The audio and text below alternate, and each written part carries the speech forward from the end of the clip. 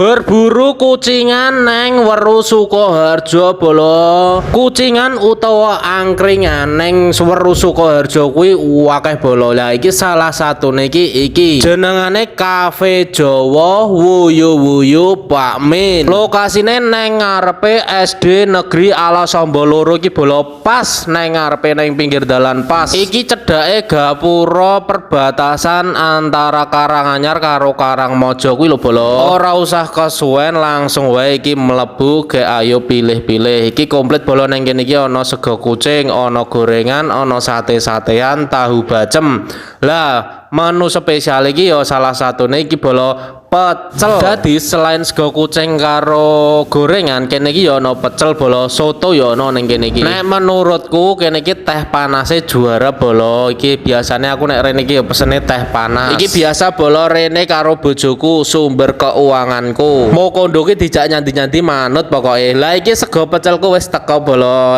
Mantap. Iki semene iki regane 6.000 bolo. Gek monggo sedanten mawon, monggo sarapan sareng-sareng bolo. Nggih ampun kesupen teh panase diseruput.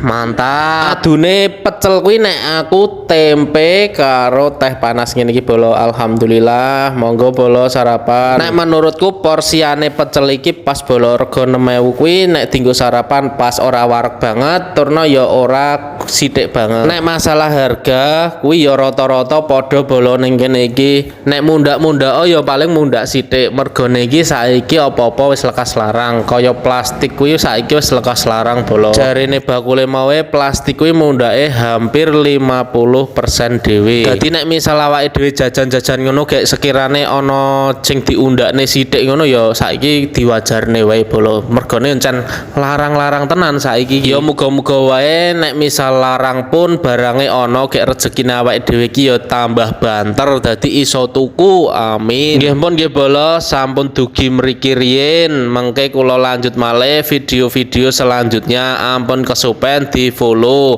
Kayak iki mau bojoku gur mangan sego kucing loro bolo. Wah jan pengiritan tenan iki sajake bojoku. Kayak iki mau mangan wong loro ki enteke 20.000 bolo lho. Alhamdulillah ta warak enteke ya ora akeh banget. Sampun nggih bolo, pundi melih angkringan sing perlu direview malih. Komentar-komentar di bawah nggih.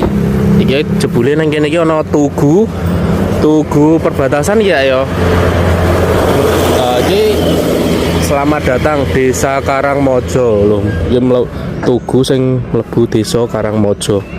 KKN Unisri 93 lah aku urung lahir.